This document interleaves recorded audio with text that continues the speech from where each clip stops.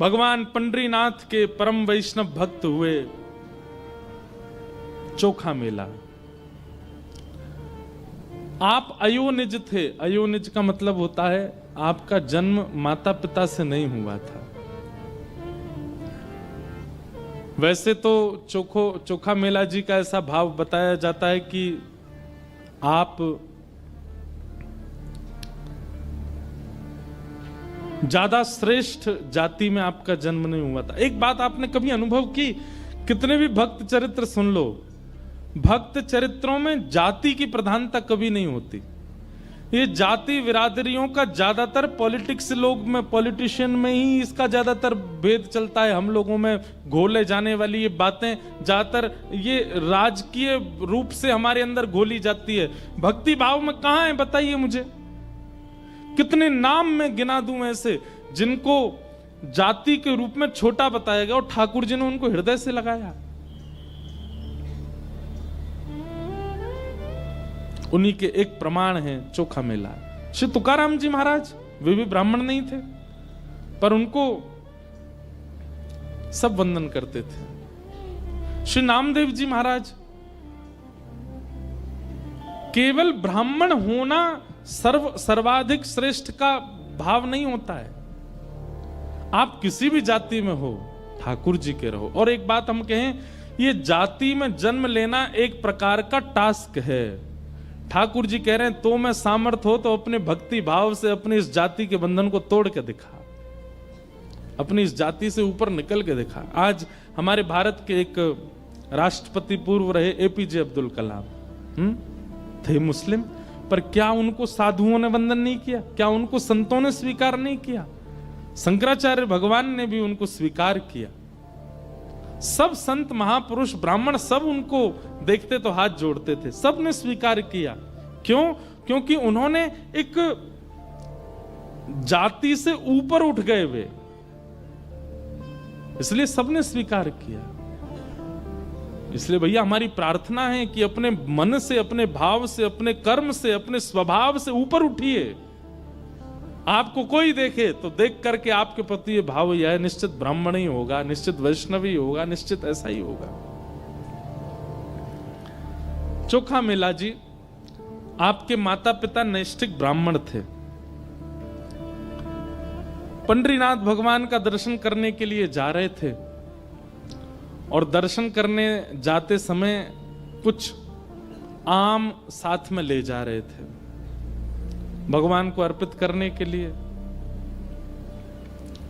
कई बार बंधुओं ऐसा होता है कि ठाकुर जी को आपके द्वारा प्रदत्त वस्तु बहुत ज्यादा प्रिय लग जाती है, तो ठाकुर जी के सन्मुख पहुंचने से पहले ही ठाकुर जी किसी योजना से उसको स्वीकार कर लेते।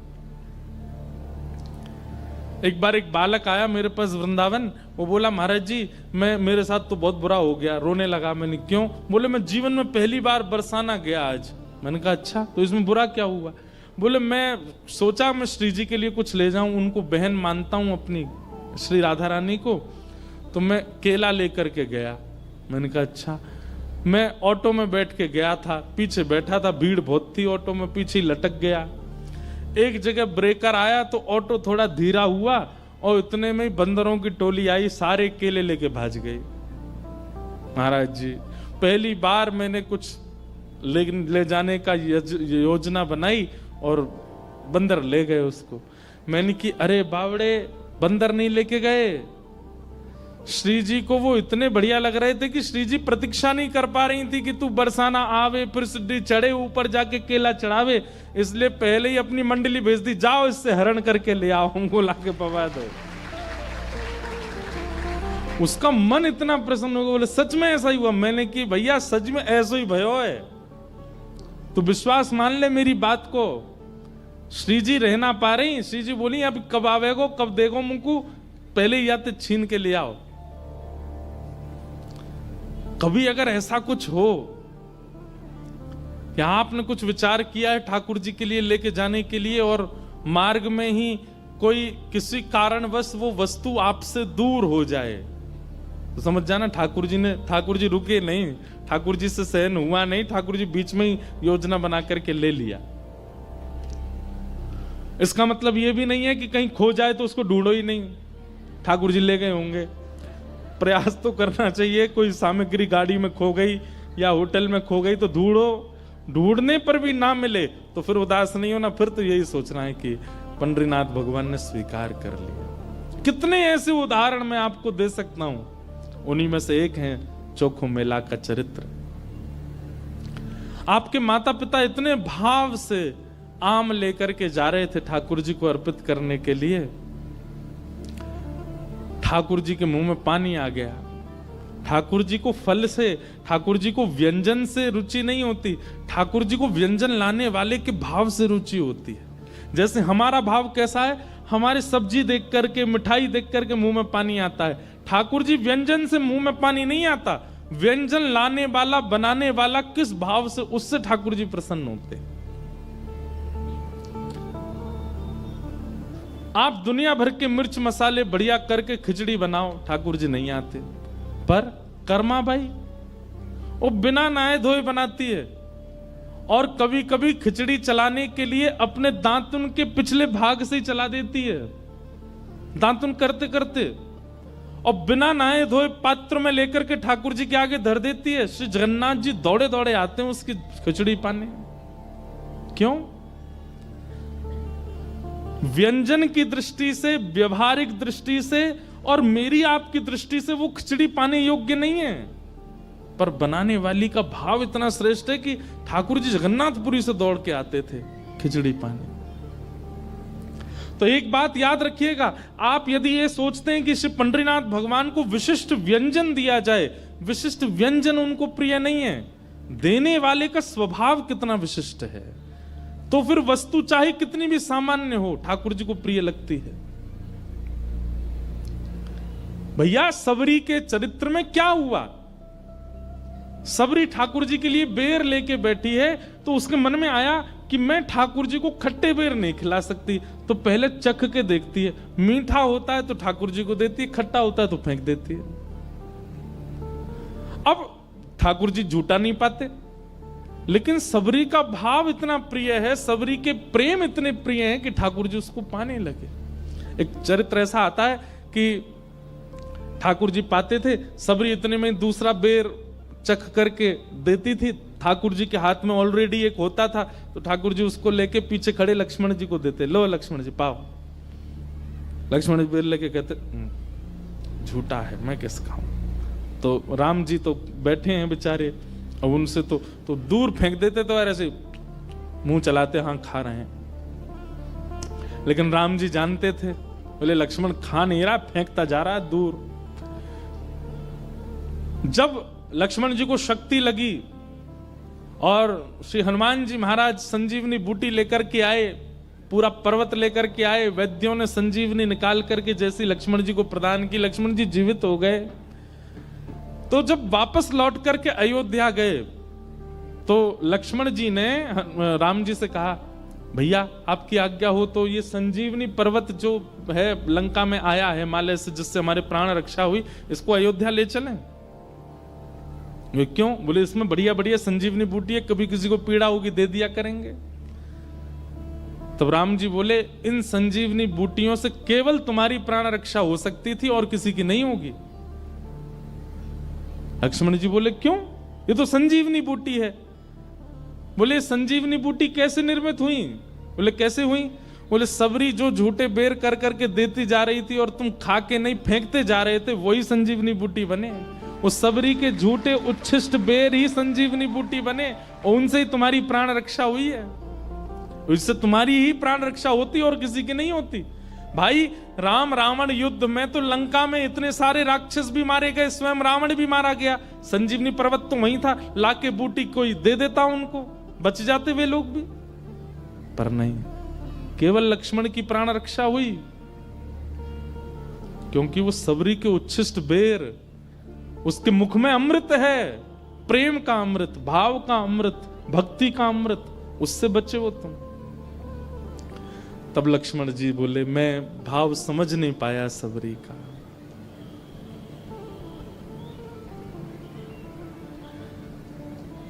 तो व्यंजन प्रिय नहीं है ठाकुर जी को, व्यंजन लाने वाला बनाने वाले का भाव प्रिय है। तो चोखा मेला जी के जो माता पिता थे वो आम लेकर के जा रहे थे ठाकुर जी के लिए। ठाकुर जी से रहा नहीं गया, कब आएंगे कब पवाएंगे, बीच रास्ता में ही दौड़े ठाकुर जी और एक ब्राह्मण का, विप्र का, साधु का रूप धारण कर लिया। और जैसे वो दंपति आगे से निकले, ठाकुर जी हाथ पसार के बोले, हमें बहुत जोर की भूख लगी है, आपके पास कुछ हो तो हमको दे दो। पत्नी ने पति को देखा, पति बोला कि देखो हैं तो ये ठाकुर जी के लिए, पर साधु और हरिजन भी तो ठाकुर जी के स्वरूप होते हैं। हमारे पास तो खूब संख्या में आम हैं, ये महात्मा ज्यादा से ज्यादा 2-3 पाएंगे, इनको पवा देते हैं, बाकी के जो शेष बचेंगे उनको ठाकुर जी का भोग लगा देंगे।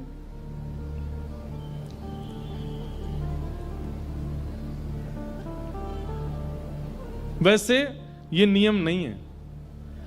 अगर किसी ने पहले वस्तु का सेवन कर लिया, भले ही वो फल ही क्यों ना हो, एक साथ फल रखे थे, उनमें से पहले किसी ने पा लिया, तो उन फलों, उन बाकी के फलों का भोग ठाकुर जी को नहीं लग सकता, ये नियम है। पर कहीं कहीं भक्तों के चरित्र में ऐसी लीलाएं भी आती हैं। अब मैं तो मेरे तो बहुत सारे चरित्र आते हैं, तो मैं सब सुना दे रहा हूं।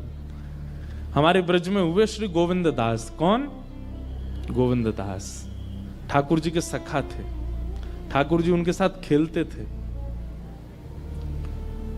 तो गोविंद दास, एक बार क्या हुआ कि ठाकुर जी की प्रसादी सिद्ध हुई रसोई घर में, और रसोई घर में प्रसादी बड़े नियम से सिद्ध होती है, मुंह पे कपड़ा बांध करके, और बिल्कुल अपरस में रसोईया सिद्ध करते हैं प्रसादी मंदिरों में।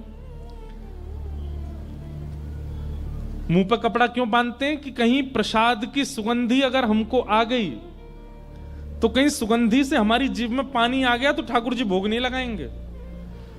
इसीलिए उसको कहते हैं अमनिया। क्या बोलते हैं? अमनिया। ठाकुर जी को जो निवेदित नहीं हुआ है, वो रोटी, वो सब्जी, वो दाल जो आपने बनाई, उसको बोलते हैं अमनिया। मतलब उस पर हमारा मन भी नहीं आया अभी तक, ठाकुर जी पाएंगे उसके बाद हम उसका सेवन करेंगे, इसलिए उसको अमनिया कहा जाता है। इसलिए कई बार कई भक्त लोग आते हैं ना, कुछ खीर बना के लाते हैं, हलवा, तो मैं उनसे पूछता हूं अमनिया है? तो बोलते हैं क्या? मैं कहता तो अमनिया है, तो बोलते अमनिया मतलब, मैंने कहा शुद्ध है ना, भोग तो नहीं लगा, किसी ने पाया तो नहीं? बोले हाँ हाँ हाँ शुद्ध है।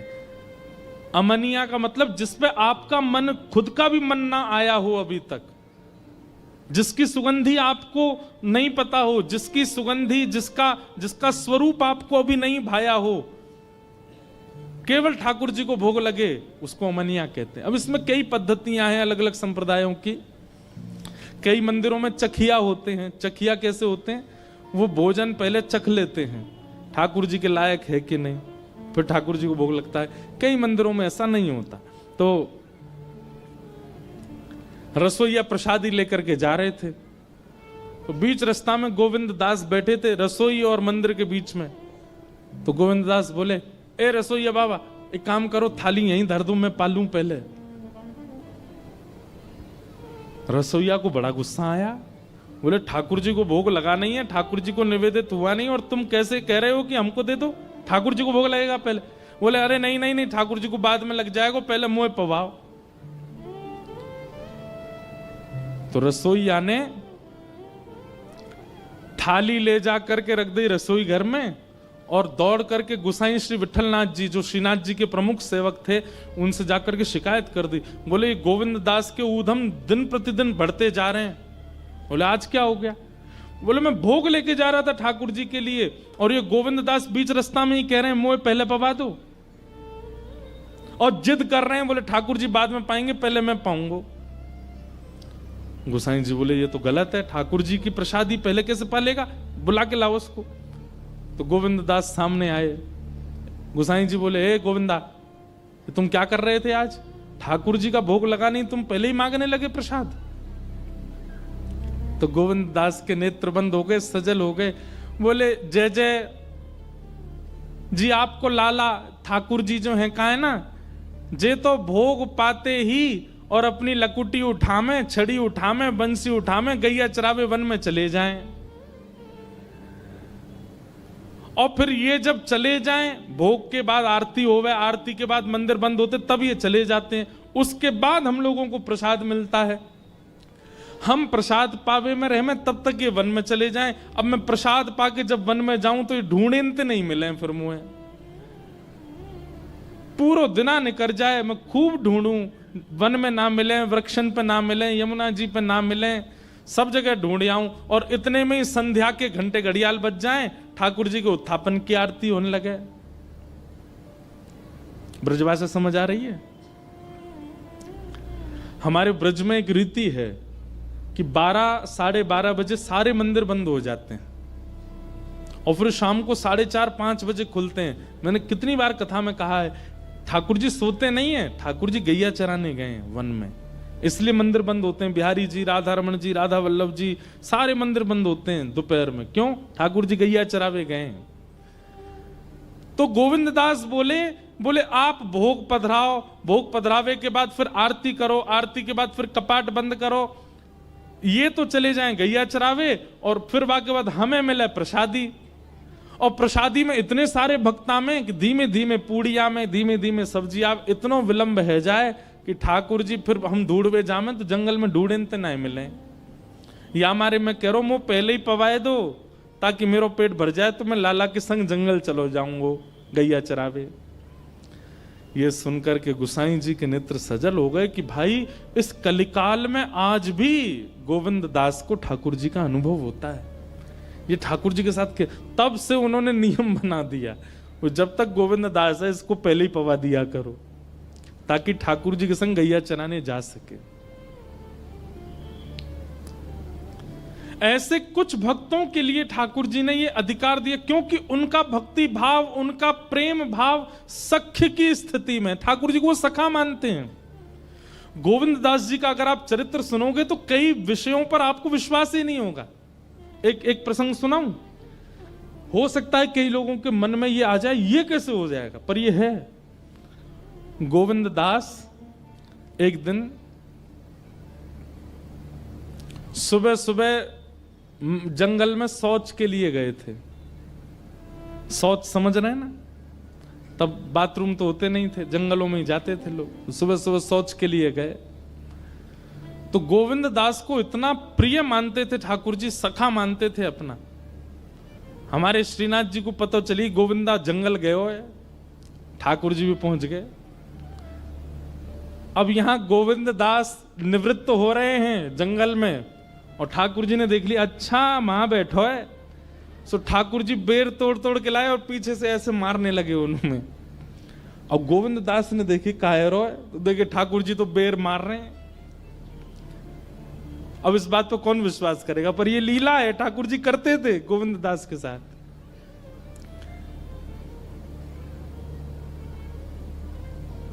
ऐसे ऐसे चरित्र हैं। और फिर पता गोविंद दास क्या करते, जो बेर उनमें पड़ता बैठी बैठी अवस्था में पकड़ के वो ठाकुर जी पे मारते थे। अब सामान्य व्यक्ति देखे तो उसके मन में आ जाएगा राम राम राम राम, अपवित्रता का ध्यान नहीं कर रहे हैं राम ठाकुर जी पे, पर ठाकुर जी उनको सखा मानते हैं अपना। हुआ ऐसा था कि भगवान केवल 11 वर्ष ब्रज में रहे। जब श्री कृष्ण आए तो केवल 11 वर्ष ब्रज में रहे।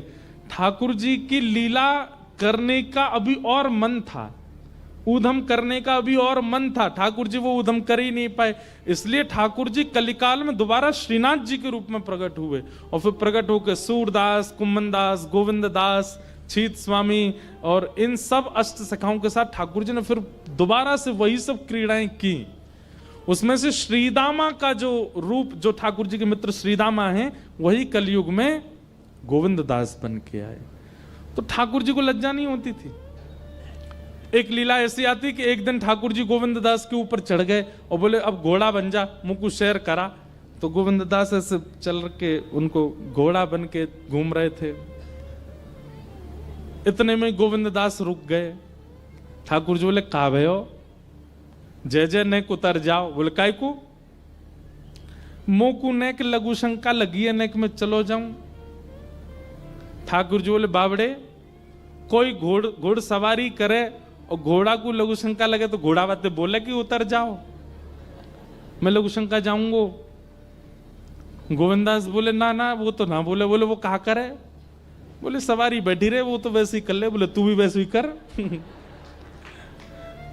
और आप विश्वास नहीं मानेंगे, गोविंद दास ने सोचा कि नहीं नहीं नहीं, मैं ठाकुर जी की सेवा में हूं, मैं पूर्ण रूपेण सेवा में ही रहूंगा। इस वक्त मैं घोड़ा हूं तो मुझे घोड़े का ही भाव रखना है और धोती में ही। और किसी ने ये दृश्य देख लिया और जाकर के गोसाई जी को शिकायत कर दी। बोले गोविंद दास बिल्कुल उसने आचार मर्यादा सब पानी में बहा दी, ऐसे कर रहा था जंगल में। गोसाई जी ने बुलाया तब गोविंद दास ने बताया। बोले जय जय बैठे पीठ पे, मोते बोले अब तू घोड़ा है भैया, कोई घोड़ा कहे कभी कि भैया उतर जाओ, मैंने जा रहा हूं जंगल झाड़ी है क्या आऊं, घोड़ा तो चल तो फिर तो कर ले या हमारे मैंने कर ले। गोसाई जी ने तब से नियम बना दिए। बोले भाई गोविंद दास की कोई शिकायत मत किया करो मुझसे, उसको सब चीज की छूट है। क्यों? वो ठाकुर जी उसके संग ही रहते हैं। ऐसे सखा श्री गोविंद दास।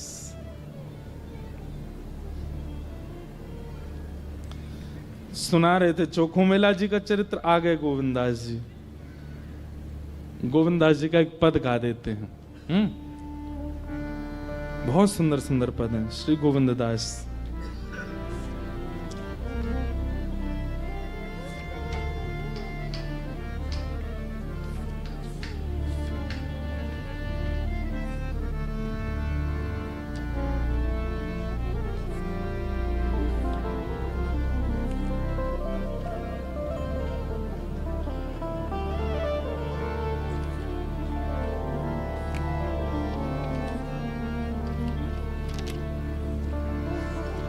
प्रीतम प्रीत ही सौंपई है, प्रीतम प्रीत ही गोविंद दास कह रहे हैं। हाँ यद्यपि रूप गुण शील सुधरता,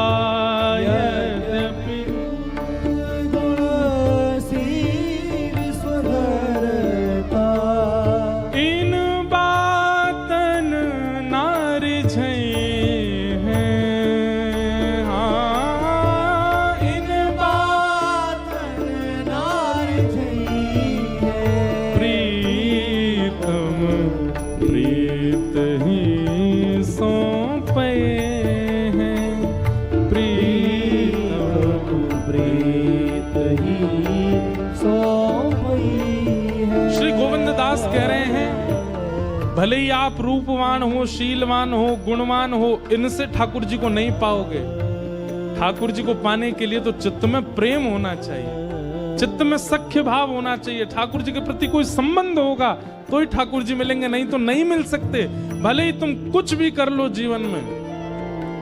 डंके की चोट पर श्री गोविंद दास कह रहे हैं, सतकुल जन्म शुभ लक्षण, सतकुल जन्म सतकुल जन्म कर्म शुभ लक्षण, सतकुल जन्म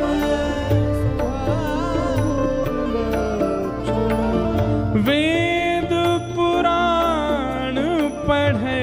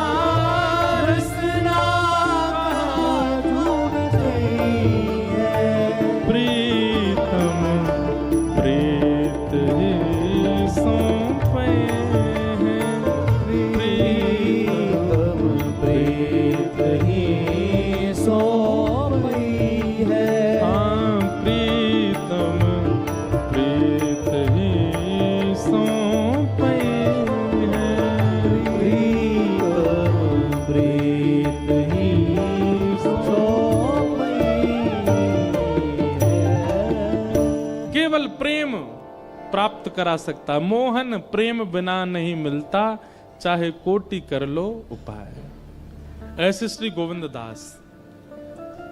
तो ठाकुर जी एक साधु का रूप बना करके आ गए और आकर के चोखा मेला जी के माता पिता से कहने लगे हमें कुछ पवा दो। उनके माता पिता ने विचार किया इतने सारे आम हैं हमारे पास, 2-3 इनको पवा देते हैं, बाकियों का भोग लगा देंगे ठाकुर जी को। और कोई मांगता तो वो आम उच्छिष्ट हो जाते, लेकिन एक साधु मांग रहा है तो इसलिए इस आम को ठाकुर जी स्वीकार कर लेंगे। और उन्होंने एक आम दिया। ठाकुर जी क्या करें पता है, साधु के रूप में आए, पूरे नहीं पाते, थोड़ा थोड़ा ऐसे पाते हैं, थोड़े थोड़े चौंकते हैं और फिर उसको जो माता जी थी उनकी गोद में डाल देते हैं। फिर कहते हैं दूसरा दो, दूसरा दो, दूसरा आम लेते हैं, फिर उसको लेते हैं, फिर उनकी झोली में डाल देते हैं। तीसरा आम, अब बेचारे आजकल के तो थे नहीं जो टोक दें, आजकल के लोग तो बड़े विचित्र हैं ना, उस समय के थे तो कुछ बोले नहीं, एक के बाद एक मांगते जाएं, थोड़ा थोड़ा चखें और उनकी झोली में डालते जाएं। ऐसे कर करके ठाकुर जी ने सबरे आम खा लिए जितने थे, एक भी नहीं छोड़ा पंडरीनाथ जी के लिए। तो पंडरीनाथ ही आए साधु के रूप में। बेचारे अंतिम आम देख करके एक दूसरे के मुख देखने लगे। पति पत्नी बोले देवी ऐसे ही मान लो कि पंडरीनाथ नहीं पाए हैं, अब तो हो गया, अब क्या भोग लगेगा ठाकुर जी को। और साधु सबरे आम पाकर, हाँ भैया बढ़िया आनंद आ गया, अब तुम लोग जो क्रिया में जा रहे हो चले जाओ। और झूठे आम, चुखे हुए आम उनकी पत्नी की झोली में डाल दी। और ऐसा कहकर के महात्मा तो वहां से ऐसे चलते बने जैसे कोई उनकी ट्रेन छूट रही हो, तुरंत चले गए। ठाकुर जी थे ना। दोनों पति पत्नी सोचने लगे अब खाली हाथ जाएं ठाकुर जी के पास, कोई बात नहीं, ऐसे ही मान लेते हैं कि ठाकुर जी आके पाके चले गए। चलो देवी अब ये झोला का क्या करोगी, इसको कहीं पधरा दो, तो सब उच्छिष्ट हो गए। पति उठ करके चलने लगे, पत्नी उठी झोला कहीं रखने के लिए बढ़ी आगे, तभी उन्होंने कहा खोल के एक बार दृष्टि तो कर लूं। जैसे ही खोल करके देखा तो वहां आम की गुठली और छिलका तो गायब, एक नन्हा सा बालक था उसमें झोली के भीतर। और पत्नी इतना घबरा गई, बोले अब क्या करूं।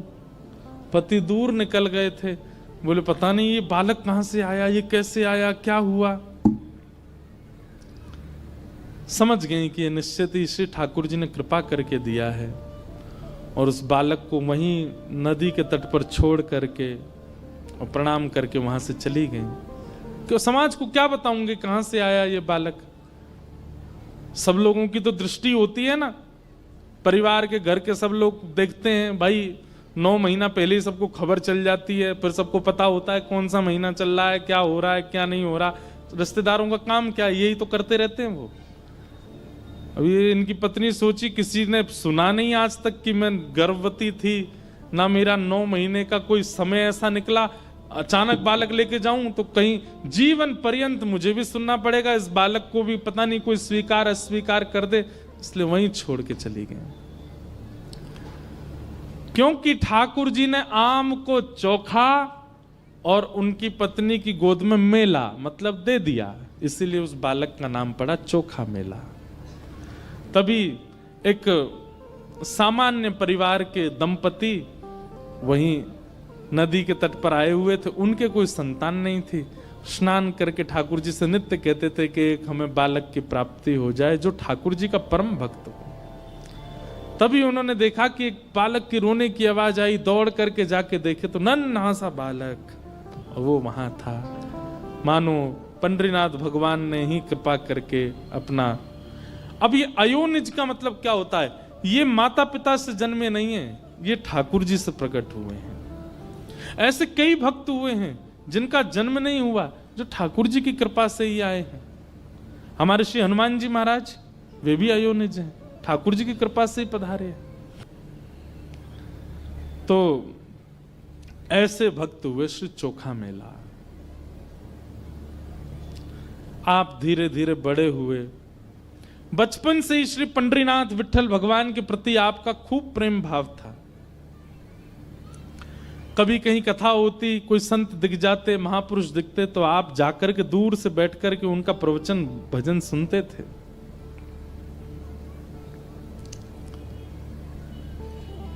एक दिन आपको कुछ धन की प्राप्ति हुई तो आपके मन में भाव आया कि मैं पंढरपुर जाऊं और कुछ सामग्री ठाकुर जी को निवेदित करके आऊं। और आपने खूब सारे फल खरीदे और फल खरीद करके लेकर के गए ठाकुर जी को अर्पित करने के लिए। जैसे ही वहां पहुंचे तो मंदिर के सब लोग बोले, भैया ये तो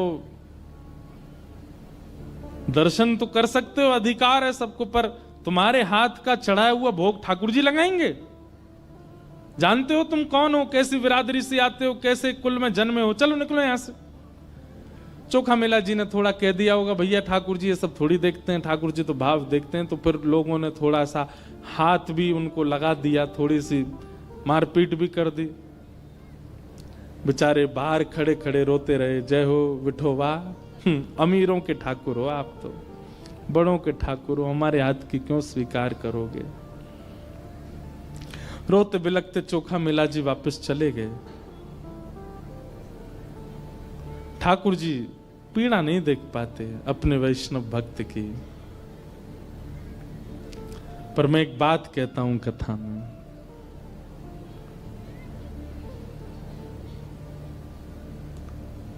देता है कन्हाई जिसे प्रेम की दशा,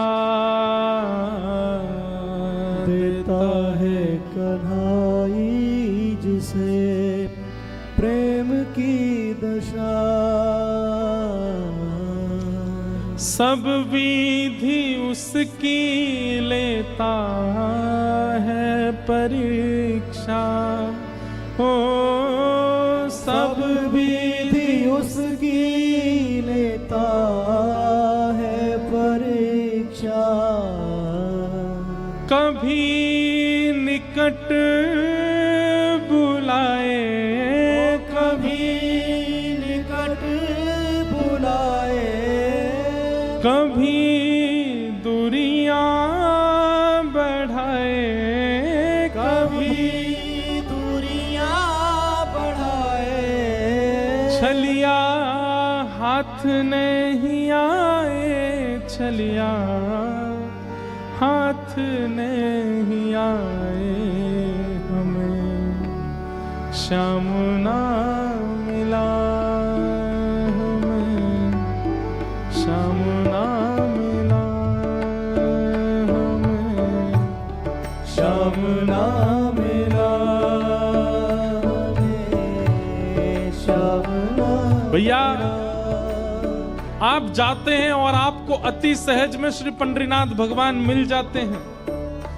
ना कोई परिश्रम, ना कोई परीक्षा, ना कोई पीड़ा। आपने मन बनाया और तुरंत पहुंच गए पंढरपुर। तो समझो अभी ठाकुर जी, आप तो प्रेम करते हो पर ठाकुर जी अभी शायद प्रेम करते नहीं। ठाकुर जी प्रेम करना प्रारंभ करेंगे तो पता क्या होगा। 1 महीना से प्लान बनना है, वृंदावन जाएंगे, वृंदावन जाएंगे। अब तो सब तैयारी हो गई, कपड़े लग गए, सामान लग गया, सब व्यवस्था हो गई। और जैसे ही वृंदावन आने में केवल 3 दिन का समय रहा, वृंदावन जाने की तिथि आ गई। 3 दिन पहले ही कुछ ऐसा होगा कि नहीं जा पा रहे, नहीं बन पा रहा कोई कार्यक्रम। व्याकुल हो जाओगे, व्यथित हो जाओगे, परेशान हो जाओगे, क्या करें। तब भी हाथ पैर मार करके कुछ योजना बनाओगे कि कैसे भी हम चले जाएं। पैसा ज्यादा खर्च करके फ्लाइट की टिकट देखोगे तो पता चलेगी उस दिन फ्लाइट ही नहीं है। और हाथ पैर खर्च करके कुछ योजना बनाओगे, कहीं और से कुछ करके योजना कैसे भी जाएं। अरे महाराज कहां तक कहें, ट्रेन का इंजन खराब हो जाएगा लेकिन जा नहीं पाओगे। इस प्रकार से इतना परेशान कर दें कि बस व्याकुल हृदय कहने लगे, हे श्याम सुंदर क्यों कर रहे हैं आप। और तब सब जगह प्रयास करके हार जाओगे, बैठ जाओगे, नहीं जा पाओगे वृंदावन। तब समझना ठाकुर जी प्रीति प्रेम करते हैं, तभी इतनी परीक्षा ले रहे हैं।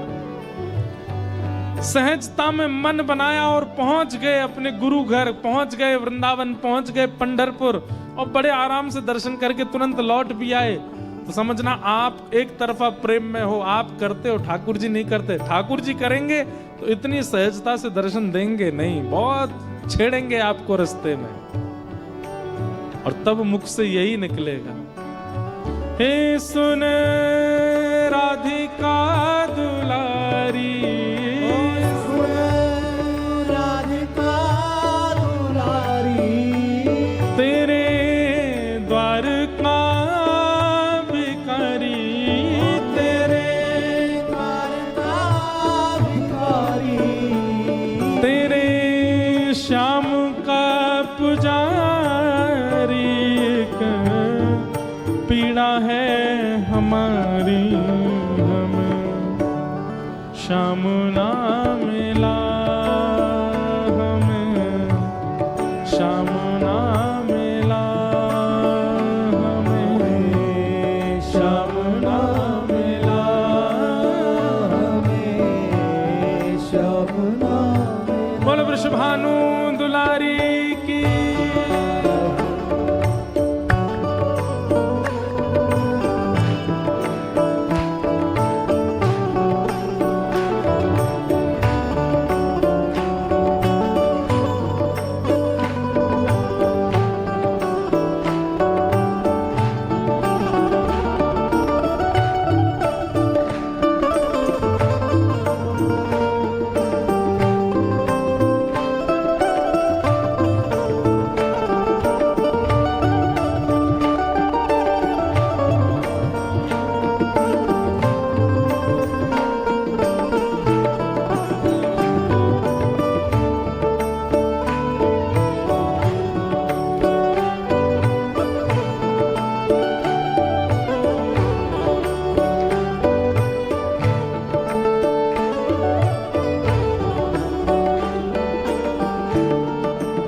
लोग कहीं भी कथा होती है ना, लोग कई बार रोते रोते निवेदन करते हैं कि महाराज जी ये वाला भाव कहना, ये वाला भाव जरूर सुनाना।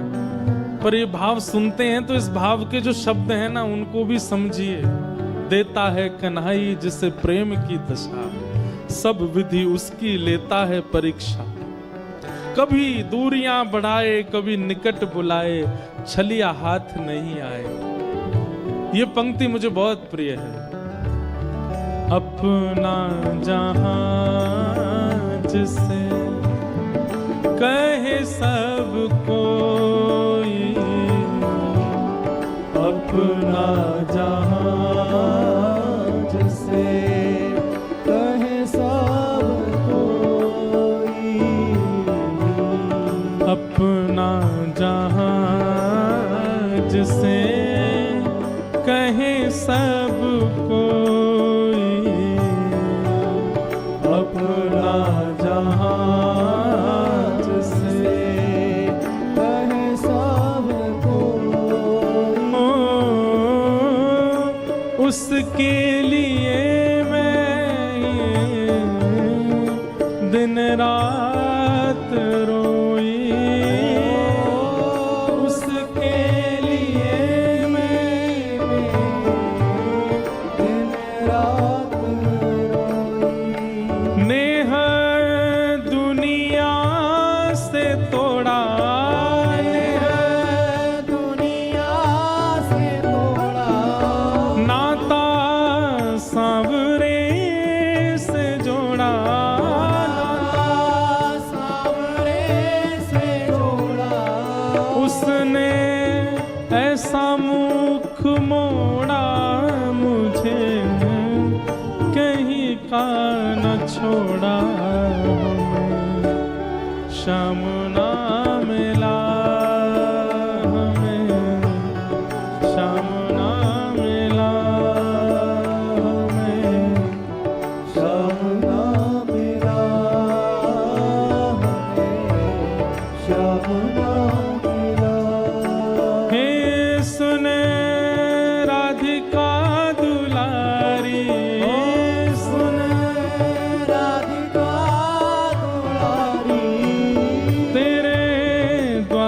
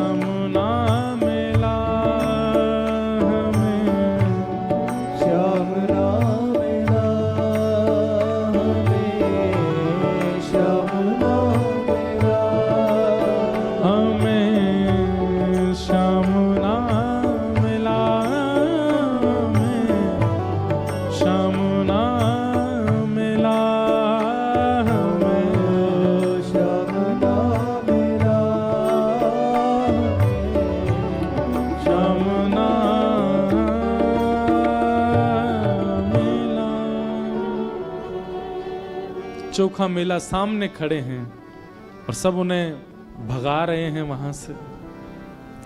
उनके द्वारा लाए गए जो फल थे उनको कुचल दिया, बाहर फेंक दिया। बोले ये ठाकुर जी स्वीकार नहीं करेंगे, तेरे हाथ की छुबी वस्तु ठाकुर जी को जाएगी कोई, चल जा यहां से।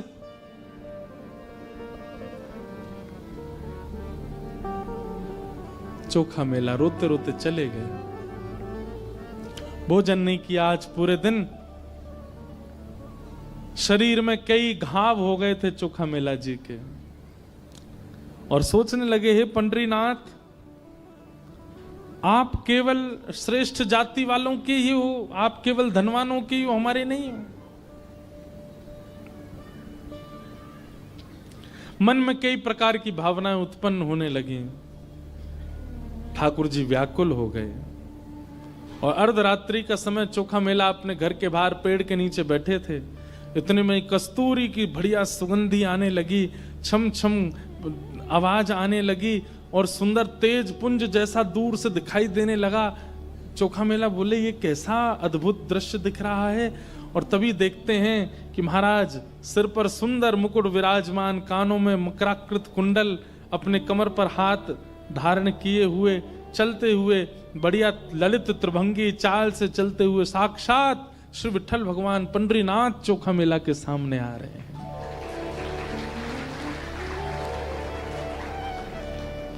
देख लिया, समझ गया, पहचान गया कि ठाकुर जी। पर जैसे एक प्रेम में स्वभाव होता है ना कि प्रेमी पहले कुछ गलत करके फिर मनाने आता है तो दूसरा प्रेमी रूठ के और बैठ जाता है। चोखा मेला ऐसे बैठ गए, देखे ही नहीं रहे ठाकुर जी को। ठाकुर जी बोले चोखा, पहली बार अपना नाम ठाकुर जी के मुख से सुना है, रोंगटे खड़े होने लगे, मन में आनंद हो रहा है पर रूठ के बैठे। मैं कहा करता हूं बंधुओं, जहां प्रेम बहुत किया गया हो वहां रूठना, गुस्सा करना, लड़ना, झगड़ना, थोड़ी नोक झोंक करना ये अधिकार में आ जाता है। जहां प्रेम अतीत में किया गया हो। ठाकुर जी बोले देख हम आए हैं, बैठाएगा नहीं हमको। दूर से खाट लेकर के आए, चोखा मेला जी लगा दी और ठाकुर जी उस पर बैठ गए, लेकिन मुंह फेर के बैठे चोखा मेला। ठाकुर जी बोले ये चोखा मेरी ओर नहीं देखेगा, मुझसे बात नहीं करेगा, कुछ नहीं बोले। ठाकुर जी अपने मस्तक पर लगे हुए चंदन को थोड़ा थोड़ा लेकर के चोखा मेला की जहां जहां लगी थी वहां वहां अपने अंग का चंदन लगा रहे हैं अपने हाथ से। ठाकुर जी हाथ ऊपर कर, तेरे यहां भी लगी है, वहां भी लगा रहे, तेरे पैरों में भी लगी है। पैर जैसे छूने लगे, चोखा नहीं आप ऐसा मत कीजिए नाथ, आप पधारे हैं, वो कृपा है। लिपट गए ठाकुर जी से। ठाकुर जी बोले तू इतना नाराज क्यों हो गया? बोले नाथ ऐसा व्यवहार, मैं कितने भाव से आपके लिए फल लेके आया था। आप ये हमेशा आपके पास रहने वाले इन लोगों को आप क्यों नहीं समझाते हो कि आप तो प्रेमियों के हो? ठाकुर जी बोले मैं गीता में कहता हूं ये यथामाम प्रपद्यन्ते ताम्स तथैव भजाम्यहम्। मुझे जो जैसे भजता मैं उसको वैसे ही मिलता हूं। ये लोग मुझे पाषाण मानते हैं, ये लोग मुझे मूर्ति मानते हैं, ये लोग मुझे पत्थर मानते हैं, इसलिए ना इनके आगे मैं बोलता हूं, ना चलता हूं, ना खाता हूं, ना कुछ नहीं करता, ऐसे खड़ा रहता हूं। लेकिन तू मूर्ति नहीं मानता इसलिए तेरे लिए चल के आ गया। जना भाई मुझे मूर्ति नहीं मानती, उसके हाथ से खाने जाता हूं मैं। ये नामदेव तुकाराम मुझे मूर्ति नहीं मानते इसलिए उनके साथ खेलता हूं मैं। अब इन लोगों को कौन समझाए? ये लोग सब मुझे मूर्ति मानते हैं तो मैं भी इनको मूर्ति ही मानता हूं। ठाकुर जी क्या कह रहे हैं गीता में कि मुझे जो जैसे बचता मैं उसको वैसे ही मिलता हूं। जो ठाकुर जी के प्रति पाषाण बुद्धि रखता है, ठाकुर जी उस व्यक्ति के प्रति भी पाषाण बुद्धि रखते हैं। फिर वो व्यक्ति कहता है ना, हे ठाकुर जी मेरे जीवन में बहुत कष्ट संकट आ रहे हैं। ठाकुर जी भी कहते होंगे पाषाण को कोई कष्ट संकट नहीं होता, तू पाषाण ही तो है। ठाकुर जी को ये अनुभव ही नहीं होता कि हम भी चैतन्य हैं। जब हम ठाकुर जी के प्रति चैतन्य का भाव रखेंगे तो ठाकुर जी को भी लगेगा कि ये भी चैतन्य है। और फिर जैसे चोखा मेला के अंग पे लगे हुए पीड़ाओं को ठाकुर जी अपने चंदन से ठीक कर रहे हैं, वैसे हमें भी करेंगे। हमने ठाकुर जी को मूर्ति माना, ठाकुर जी भी हमको मूर्ति मान करके खूब सारे कष्ट दे देते हैं जीवन में। फिर हम कहते हैं ठाकुर जी इतनी पीड़ा, इतना कष्ट। ठाकुर जी कहते हैं पत्थर को कोई कष्ट थोड़ी होता बेटा। अब चल तू एक काम कर, मैंने सुबह से कुछ खाया नहीं है, कुछ खिला। तो बोले आपका तो मंदिर में 8 बार भोग लगता है, क्यों झूठ बोल रहे हो, कुछ नहीं पाया? बोले नहीं, आज मेरे भक्त को पीड़ा दी गई थी इसलिए मैंने उपवास किया, मैंने नहीं पाया, मैंने कुछ नहीं पाया। चोखा तूने भी कुछ नहीं पाया ना, चल कुछ लेके आ, पाएंगे। फल लेकर के आए, चोखा ठाकुर जी के आगे धर दिए। ठाकुर जी प्रेम से पावे, और जैसे फल पाते हैं, फल का जो अंतिम भाग रह जाता है खत्म होने वाला, उसको चोखा को अपने हाथ से खिला देते। अपना अधरामृत का सुंदर फल, नेत्र सजल हो गए चोखा मिला के। कुछ फल बच गए थे तो ठाकुर जी उनको लेकर के अपने फेंट में बांधने लगे। चोखा बोले ठाकुर जी ये फल आप कहां ले जा रहे हो, यहीं पा लीजिए, कहां लेके जा रहे हो और ये फेंट में क्यों रख रहे हैं आप? ठाकुर जी बोले मैंने उपवास किया तो मेरी गृहिणी रुक्मणी ने भी उपवास किया है, वो भी बेचारी भूखी बैठी है, ये ले जाऊंगा उसको जाके खिला दूंगा, वो भी खा लेगी प्रेम से। और मैं जिस दिन उपवास करता हूं उस दिन गरुण जी, उस दिन नारद जी, उस दिन रुक्मणी, उस दिन सब उपवास करते हैं। जो जो मेरे साथ मंदिर में, सबका उपवास हो जाता है, क्योंकि ठाकुर जी के भोग लगने के बाद ही सब पाते हैं, और ठाकुर जी भोग नहीं लगाए तो कोई नहीं पाता। इसलिए मैं सबके लिए लेके जा रहा हूं और सबको कहूंगा देखो चोखा के खेत के बढ़िया बढ़िया फल हैं, खाओ। और ये सब एक रुक्मणी खाएगी, गरुण जी खाएंगे, नारद जी खाएंगे, और सब लोग प्रेम से पाएंगे। और बढ़िया सुंदर चोखा को सुख दे करके श्री ठाकुर जी वापस चले गए। प्रातः काल काकड़ा आरती का समय हुआ, जैसे ही मंदिर खोले गए और मंदिर खोल करके देखा तो ठाकुर जी का फेंट इतना बड़ा हुआ था। पुजारियों ने कहा ये क्या रखा है? जैसे फेंट खोल करके देखा तो सारे फल रखे थे, और ये वही फल थे जो चोखा लेकर के आया था ठाकुर जी को भोग लगाने। तो जिन पुजारी जी ने फल फेंक दिए थे वही काकड़ा आरती करने गए, उन्होंने जैसे ठाकुर जी की फेंट खोल के देखी वही फल जो फेंक दिए गए थे वही फल रखे थे फेंट में। अब उनके मन में किंचित भी ऐसा भाव नहीं आया कि ठाकुर जी रात में चोखा के पास गए होंगे, या जो फल मैंने फेंक दिए थे वो ठाकुर जी के पास कैसे आ गए। उनके मन में यह भाव आया कि चोखा माना नहीं, जिद करके और कहीं से आकर के ठाकुर जी को फल दे गया है, जबरदस्ती भोग लगा गया है। बार बार मना करने पर भी जिद्दी चोखा मिला, आकर के अपने फल ठाकुर जी को चढ़ा के गया है। और पूरी मंदिर कमेटी और सब लोगों को इकट्ठा करके कहा कि ये चोखा ने ऐसा ऐसा किया है। मतलब किसी के मन में पॉजिटिव बात नहीं आई, नेगेटिव आई। ये भी कलयुग का प्रभाव है कि परिस्थिति आपके जीवन में सकारात्मक भावना प्रकट नहीं करती है, नकारात्मक सोच। चलते चलते गिर गए तो क्या सोच रहे हैं? टेढ़ी टेढ़ी नजर से देख रहा था मेरे को वो, इसीलिए गिर गया मैं। उस पर कुछ हम लोग सकारात्मक नहीं सोचते। बहुत तेज भूख लगी थी लेकिन 2 रोटी खाते ही पेट भर गया, तीसरी रोटी अब मन नहीं हो रही, इच्छा नहीं हो रही। क्यों? तुम तो पाने के लिए बैठे तो बहुत कह रहे तो भूख लगी, 2 रोटी में ही हो गया काम। मुझे नजर लग गई है किसी की, अपने आप ही सोच लेते हैं। काम कोई बिगड़ने लग जाता है तो उसमें यह विचार नहीं करते निश्चित मेरा प्रारब्ध होगा, उसमें भी ढूंढते हैं किसकी बुरी नजर है, किसने टोटका किया, किसी ने बांध दिया, किसी ने हमारी बुद्धि को ऐसा कर दिया, मुझे डिप्रेशन हो गया है, मुझे दवाइयां चाहिए, मुझे। हमेशा हम नकारात्मक ही सोचते हैं। वैष्णव का स्वभाव होता है वो हर स्थिति में ठाकुर जी का ही भाव रखता है। चलते चलते गिर जाए, मोच पड़ जाए तो मानो उसमें भी ये सोचता है ठाकुर जी आप शायद ये चाह रहे हैं मैं बहुत घूमता रहता हूं, कुछ दिन आराम करूं, इसीलिए मोच लगवा रहे हो पैरों में। ठाकुर जी किसी प्रिय को दूर कर रहे हैं, अच्छा तो इसका मतलब आपने आगे देख लिया होगा ये अच्छा नहीं होगा मेरे जीवन में, इसलिए दूर कर रहे हो।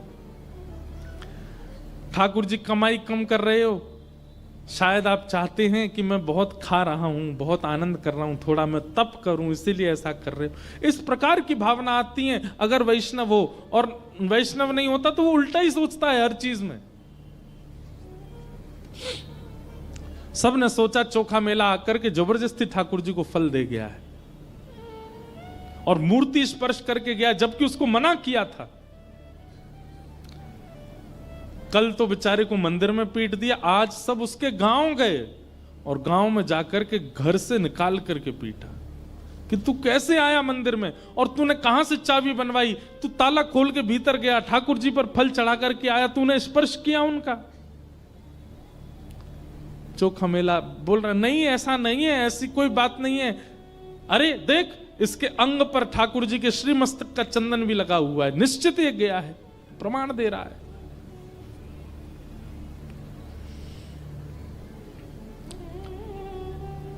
बेचारे चोखा मेला की स्थिति दयनीय कर दी और लौट करके सब पुजारी पंडा और सब समाज के लोग, इससे कोई आप ये मत सोचना कि पुजारियों की निंदा की जा रही है। उस समय पर उस काल में ऐसी विचारधारा वाले लोगों की निंदा हो रही है। आप पुजारियों के प्रति कुदृष्टि मत रखना। लौट करके जैसे ही सब वापस पंढरपुर आए, हाथ पांव धो करके स्नान करके अपरस में जैसे ही मंदिर में प्रवेश करने लगे, ठाकुर जी ने अपने आप अपनी किवाड़ बंद कर ली और भीतर से चटकनी लगाती। अनेक प्रयास करने पर भी ठाकुर जी का मुख्य दरवाजा नहीं खुला। पुजारी जन सब बाहर बैठ गए घुटनों पर, हे पांडुरंगा, हे विठल, हे नाथ, क्या अपराध बन गया हम लोगों से, आपने क्यों ऐसा हमसे रूठ के बैठ गए।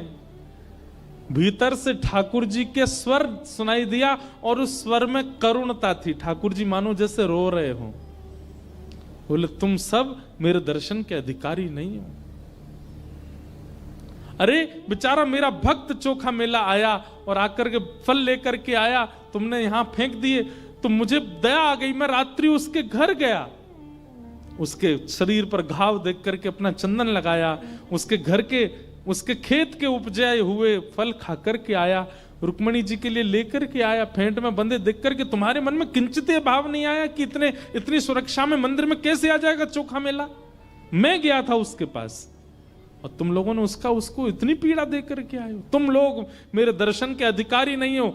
आज से लेकर के पृथ्वी के अंत तक मैं वचन लेता हूं कि अब मैं किसी को दर्शन नहीं दूंगा, मैं ऐसे ही बैठा रहूंगा भीतर। थर थर कांपने लगे सब पंडा पुजारी, दंडवत करने लगे, हे पांडुरंगा, आप जो कहेंगे, आप कहेंगे कि हम चंद्रभागा में कूद करके प्राण त्याग दें तो हम सब प्राण त्याग देंगे, आप जो दंड कहेंगे वो सब स्वीकार है, पर इस प्रकार का कठोर आप व्रत मत लीजिए दर्शन देने का। जीवों का कल्याण कैसे होगा कलयुग में। आप प्रायश्चित बताइए, आप दंड बताइए, हमें क्या करना है। ठाकुर जी बोले, जिस पालकी में हमारी सवारी निकलती है वो पालकी सजाओ और पालकी लेकर के चोखा मेला के पास जाओ और चोखा मेला को बढ़िया सुंदर तैयार करके उसका मल्लम पट्टी कर देना, उसका सुंदर श्रृंगार करना, उसको इत्र लगाना और जैसी पोशाक मेरे को धारण होती वैसी पोशाक उसको धारण करा के मेरी पालकी में विराजमान करके और तुम सब अपने कंधा पे उठा करके जब उसको यहां लाओगे तब मेरे दर्शन खोलेंगे, नहीं तो नहीं खोलेंगे। सब पंडा पुजारी सुंदर जल चंद्रभागा का कलशों में लेकर के, इत्र लेकर के, चंदन लेकर के, पोशाक पीतांबरी लेकर के, पाग लेकर के, पालकी सजा करके लेकर के चोखा मेला के पास गए। चोखा मेला बेचारे डरने लगे, अब क्यों मारने आए हो, अब मैंने क्या किया। बोले नहीं, सब चरणों में हो गए। बोले तुमको तो पांडुरंग प्रेम करते हैं। कि मुतादोक्षज प्रिया, श्रीमद् भागवत के रास पंच अध्याय में श्री शुकाचार्य जी महाराज कहते हैं, गोपियों पर प्रश्न उठाने वाले लोग कि इन गोपियों ने ठाकुर जी के साथ रास किया, अरे ये ठाकुर जी से प्रेम करती हैं, ये बात एक है, पर ठाकुर जी भी इनसे प्रेम करते हैं। कि मुतादोक्षज प्रिया, और ठाकुर जी जिससे प्रेम करते हैं ठाकुर जी कुछ कर सकते हैं। मधुमंगल के मुख पर लगी कड़ी चाट गए ठाकुर जी। सबरी के झूठे बेर खा गए ठाकुर जी। कर्मा की अशुद्ध अवस्था में बनी हुई खिचड़ी पा गए ठाकुर जी। सुदामा के कच्चे चावल खा गए ठाकुर जी। छोटी सी जना के हाथ से छोटी छोटी रोटी पा लेते हैं ठाकुर जी। और जना जब रोटी बनाती है, जना भाई ठाकुर जी से कहती है थोड़ी आप भी मदद कराओ, तो ठाकुर जी भी बेलना लेके करवाते हैं जना भाई के साथ। रात में चक्की पीसती है तो ठाकुर जी उसके साथ हाथ बटाते हैं। जना भाई बहुत अच्छा कीर्तन गाती थी, तो रात में जब चक्की पीसती थी तब ठाकुर जी का कीर्तन करते थे, ठाकुर जी आ जाते थे और ऐसे थोड़ी पे हाथ धर के सुनते ठाकुर जी। ठाकुर जी कहते ए जना, इतना शोर हो रहा है, तू चक्की बाद में पीस लेना, मुझे पहले पद सुना दे। जना भाई कहते अच्छा, अभी भोर हो जाएगी, सुबह हो जाएगी, सब घर के लोग उठेंगे, नामदेव जी का पूरा परिवार, सबके लिए रोटी बनानी, तो आटा तो पीसना पड़ेगा ना। आपका क्या, आप तो मंदिर में जाओगे, वहां बढ़िया चकाचक पाओगे, यहाँ हम सबको पाने के लिए तो आटा पीसना ही पड़ेगा। ठाकुर जी कहते ये बहुत शोर करता है। जनाबाई बोली मैं छोटी सी, मेरे छोटे से हाथ, अब जितना मुझसे बल पड़ेगा उतना करूंगा, तुम तो बड़े हो, चलो हाथ बटाओ मेरे साथ।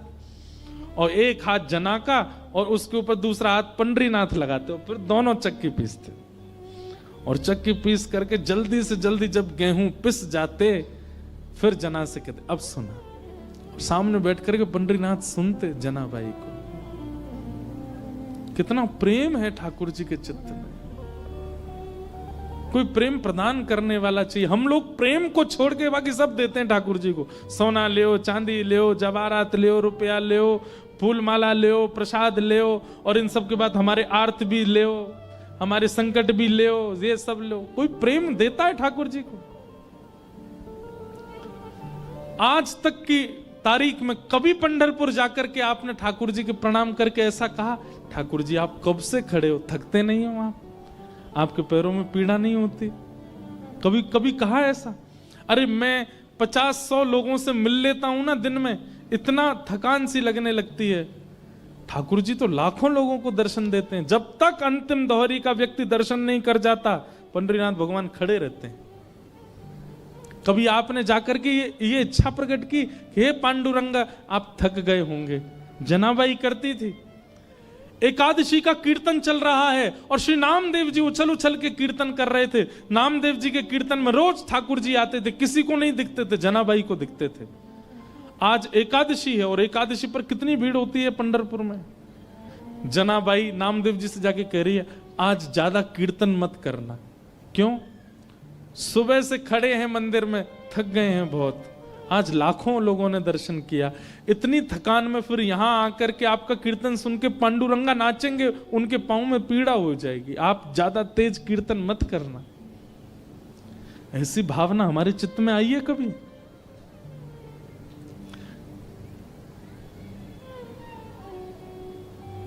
हम भक्त चरित्र क्यों सुन रहे हैं? टाइम पास नहीं कर रहे हैं हम। ऐसा प्रेम जैसा तुकाराम जी के चित्त में, जनाबाई के चित्त में, सूरदास गोविंद दास के चित्त में, वैसा एक छींट हमारे चित्त पर पड़ जाए ठाकुर जी के लिए, वैसा प्रेम प्रकट हो जाए।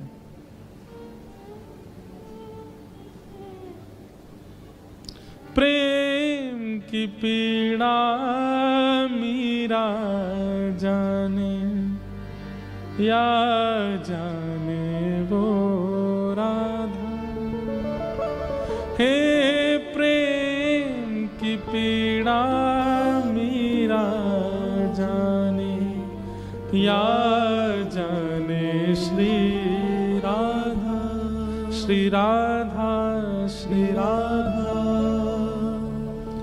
राधा राधा कह ले प्राणी, कट जाएगी बाधा।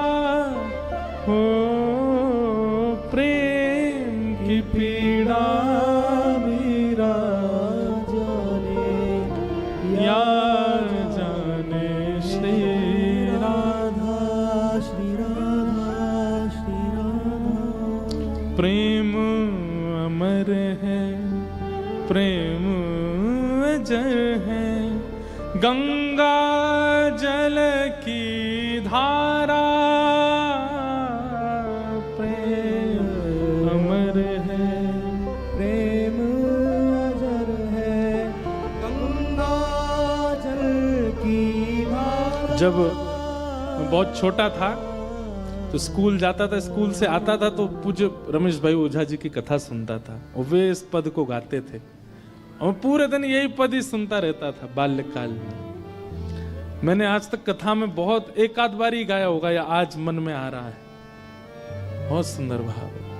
प्रेम अजर है, प्रेम अमर है, गंगा जल की धारा, प्रेम अजर है, प्रेम अमर है, गंगा जल की धारा। प्रेम कैसा है? प्रेम से ऊंची नहीं ऊंचाई, प्रेम हरि को है प्यारा, प्रेम से ऊंची नहीं ऊंचाई, प्रेम हरि को है प्यारा, प्रेम नहीं बिन भाव के जीवन, ये जीवन है आधा, ओ प्रेम की पीड़ा मीरा जाने, या जाने श्री राधा, श्री राधा, श्री राधा। प्रेम त्याग है, प्रेम समर्पण, प्रेम भक्ति है पूजा, प्रेम त्याग है, प्रेम समर्पण, प्रेम भक्ति है पूजा, प्रेम में तन मन भक्ति में हूँ, ऐसा प्रेम न दूजा, प्रेम में भक्ति में हो, ऐसा प्रेम न दूजा। मीरा दासी गिरधर प्रभुवर, ऐसा प्रेम अगाधा, हो प्रेम की पीड़ा मीरा जाने, या जाने राधा, श्री राधा, श्री राधा। प्रेम हम इसको छोड़ के सब देते हैं ठाकुर जी को। कभी चिंता होती है हमारे चित्त में? नहीं होती। हमें लगता है ये तो परमात्मा है, इनको क्या पीड़ा होती होगी। पीड़ा होती नहीं है ठाकुर जी को, पर प्रेम जिसके चित्त में होता है। अब बेटा भले ही कलेक्टर बन जाए, बेटा भले ही प्रधानमंत्री बन जाए, उसको सारी सुख सुविधाएं हैं, लेकिन फिर भी माँ बोलती तो है ना, तू ठीक तो है, कोई दिक्कत तो नहीं। जब सब सुख सुविधाएं हैं तो फिर क्यों पूछती हो? क्योंकि प्रेम है। हम पूछते हैं कभी पंडरीनाथ से? हम तो भैया जाके खूब पूछें, लाला ब्रज ते इतनी दूर आए करके यहाँ महाराष्ट्र की भूमि में ऐसे ठाड़े हो, सब ठीक है? पुजारी जी प्रेम ते आपको भोग लगा में। हम जगन्नाथपुरी जाते हैं, वहां भी पूछते हैं, श्री द्वारिका जाते, और ये कोई बचपन से नहीं, कथा कहते कहते ये भाव आ गया चित्त में कि ठाकुर जी का जहां जहां दर्शन करने जाते हैं वहां पूछते हैं, लाल जी आप प्रसन्न होना, आप राजी होना, सदा राजी रहो, सदा खुश रहो, ऐसे ही आनंद करते रहो। अरे भैया दुनिया के लोग आशीर्वाद लेके आते हैं, ब्रजवासी तो लाला को आशीर्वाद दे के आवे। लाला तू ऐसे ही आनंद करते रही हो। हमारे ब्रज में होली हो, दिवाली हो, आशीष का पद गाया जाता है, ठाकुर जी को आशीर्वाद देते हैं, चिरजीवो गोपाल। लाला तुम ऐसे ही आनंद करते रहो। हमारे लाला को खूब यश बढ़े, खूब कीर्ति बढ़े, खूब नाम बढ़े। ऐसे ही लाला हमारो पूरे महाराष्ट्र में ऐसे ही ध्वजा फहराते रहे अपनी। ऐसा आशीष दे क्या हमें। प्रेम में ये सब संभव है, और जहां प्रेम नहीं है वहां ये सब नहीं है। चोखा मेला को तैयार करके पालकी में विराजमान करके जैसे ही ठाकुर जी के सन्मुख लेकर के आए, चोखा मेला के आते ही ठाकुर जी ने अपने आप अपने द्वार खोल दिए और सामने चोखा मेला खड़े हैं। ठाकुर जी प्रेम से प्रसन्न होकर के दर्शन दे रहे हैं। नामदेव जी महाराज इस छवि का दर्शन कर रहे थे। चोखा मेला रथ अपनी पालकी से उतर के दौड़ करके गए ठाकुर जी को जैसे अंक में भरा। भगवान प्रतिमा से प्रत्यक्ष हो गए और प्रत्यक्ष होकर के चोखा मेला को अपने हृदय से लगा लिया। आज भी उनकी समाधि वहां ठाकुर जी के बिल्कुल मंदिर के द्वार के सामने ही बनी हुई है। और कहते हैं आज भी ठाकुर जी की पालकी जाती है उनके गांव। ठाकुर पूरी दुनिया में भक्त आते हैं ठाकुर जी के पास, और ठाकुर जी जाते हैं भक्त से मिलने। ऐसे हमारे श्री पांडुरंग, ऐसे हमारे श्री ठाकुर जी बड़े प्रेम और भाव से विराज रहे हैं, आनंद करा रहे हैं। इस प्रकार आज गोविंद दास, गोविंद स्वामी, जन कौन कौन के चरित्र हमने एक साथ ही सुना दी। खिचड़ी बना के पवाई आज तो। खिचड़ी में मटर भी थी, आलू भी थे, और क्या कहते हैं धनिया पुदीना सब डाल दिया। तो सबके भाव से आप सबको खूब प्रेम से जो जो भाव लग रहा है सुना रहे हैं।